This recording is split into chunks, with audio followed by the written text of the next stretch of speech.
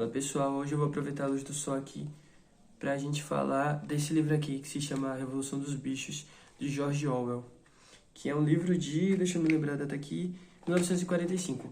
Aqui vai contar a história de animais que eles se reúnem para fazer uma revolução contra o seu senhor de terra, né, o dono de terra, que era humano, que se chama Johnny. Lembrando, nesse quadro aqui, eu não tenho muita opinião porque eu sou um leitor novo, então eu quero que vocês comecem a acompanhar a minha formação de senso crítico e tudo mais, né?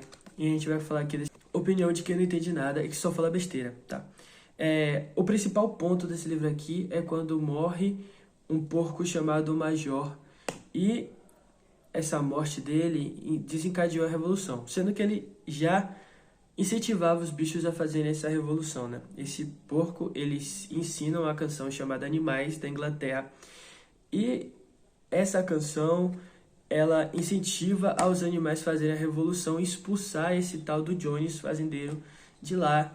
E eles até trocam o nome da fazenda, que antes se chamava Fazenda Solar, para Fazenda dos Bichos. A fazenda do Jones, que parece nosso camarada Jones Manuel. Inclusive, os bichos se chamam de camarada aqui nesse livro. Que existe uma talvez hierarquia natural. O que o George Orwell quer falar é meio que isso. Existe uma hierarquia natural dos bichos, em que os meios de produção são feitos através dos trabalhadores, que seriam os animais mais burrinhos, tipo, e mais fortes, como os cavalos e etc. E o trabalho intelectual era feito através dos porcos. É tanto que os porcos, eles eram mais inteligentes, eles conseguiram memorizar o alfabeto todo. Tipo, os cavalos aprenderam um pouco. Tem um boxer e ele é um dos principais animais aqui, né? Um dos principais cavalos, um dos mais fiéis aos porcos. E ele aprende apenas 2 palavras do alfabeto. As galinhas, ela não conseguem. Só as ovelhas que têm essa desenvoltura maior para leitura. Só que as ovelhas, elas são extremamente alienadas, né? Enfim, o rolê dos porcos é o seguinte.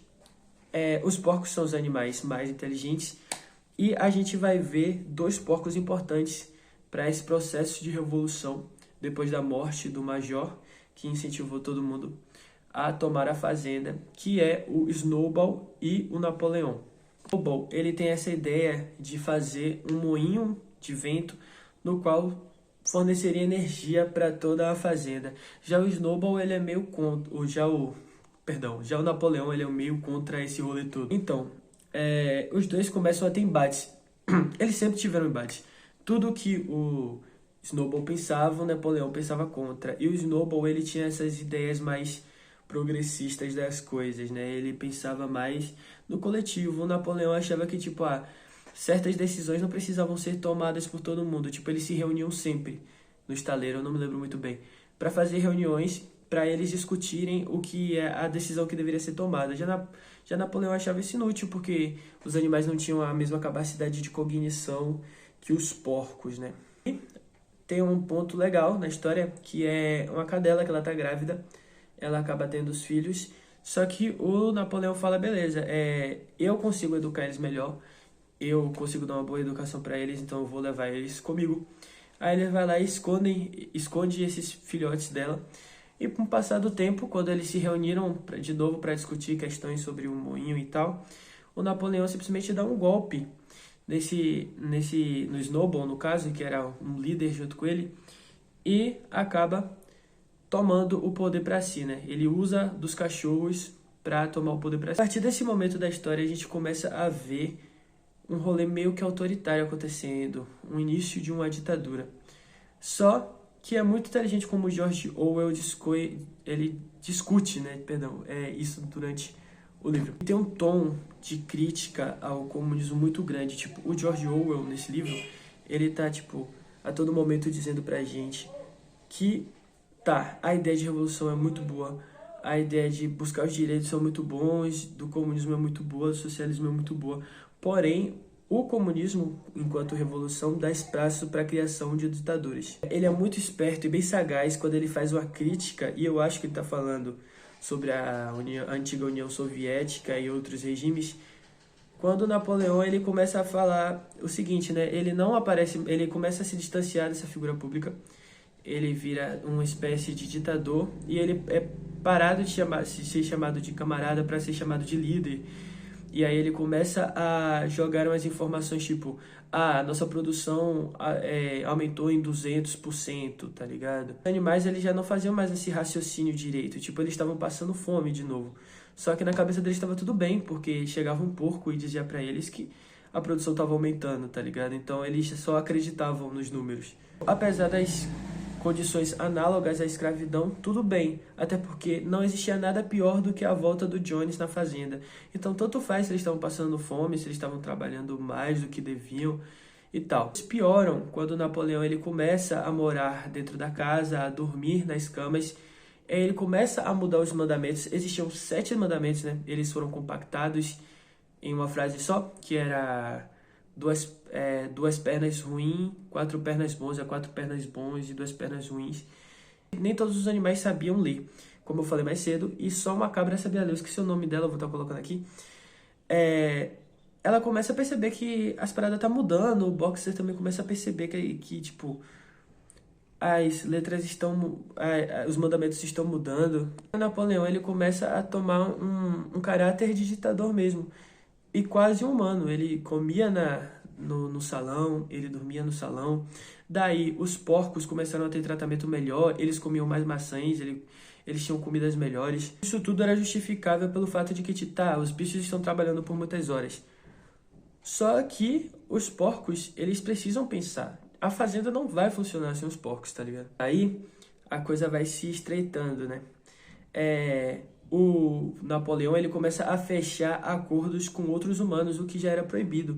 Ele coloca um advogado para a fazenda dele, ele começa a fechar relações com os outros fazendeiros e essa relação só vai se estreitando, enquanto os animais eles eram enganados, né, com esses falsos espantalhos, com essas falsas informações, esses dados de que a fazenda estava crescendo, que a produção estava melhorando, e eles já iam se afastando do que tinha acontecido no início, eles já iam perdendo essa memória.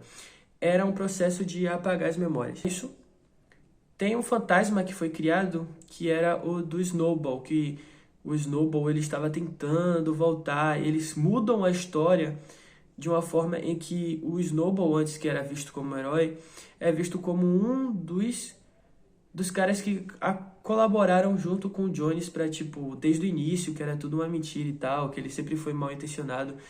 Então, se criou esse fantasma.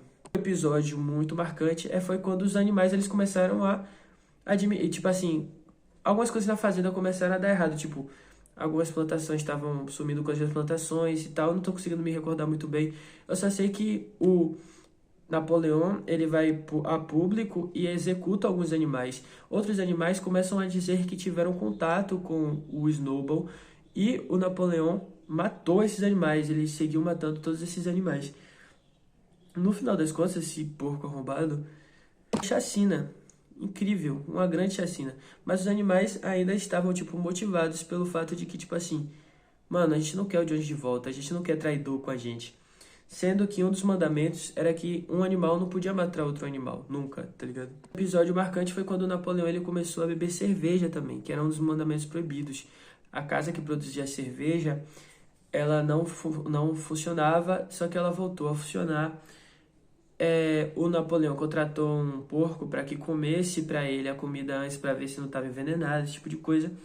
E no final do livro a gente tem a impactante cena em que os animais avistam os porcos andando sobre 2 patas, tentando andar sobre 2 patas.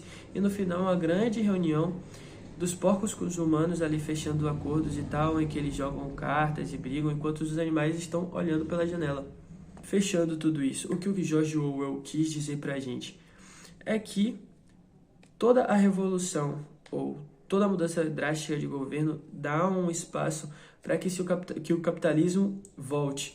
E ele está dizendo que o capitalismo é quase o movimento natural da sociedade e que ele se dá porque o humano é ruim em sua essência. Pelo menos foi isso que eu entendi, tá? Eu posso estar enganado, vocês podem me corrigir quem entende melhor, mas eu fiquei nessa coisa, por mais que mudamos o nosso estilo de governo, as pessoas, pela sua própria ganância, vão tentar acumular bens de novo, vão tentar se separar, se elitizar na sociedade. Isso que acontece aqui nesse livro. meio que dá aquela impressão de que o capitalismo é aquele movimento natural das coisas. Tipo, o capitalismo sempre vai surgir de volta, tá ligado? E é isso, mano. Um incrível livro. Eu não sei se eu concordo muito bem com o George Orwell, eu não tenho uma opinião política muito bem formada ainda sobre isso, mas é realmente algo pra se parar e pensar, né, mano? Eu fiquei em parafuso com isso aqui. Apesar de ser uma leitura fácil, eu li rapidão, li tipo um dia. Mas essa é a minha interpretação de gente burra, tá? De gente que não tem significância. Eu me atenho à minha insignificância, tá? E essa é a minha humilde interpretação do livro. Espero que vocês me digam mais o que vocês acharam sobre ele pra mim, tá bom? E é isso. Tchau.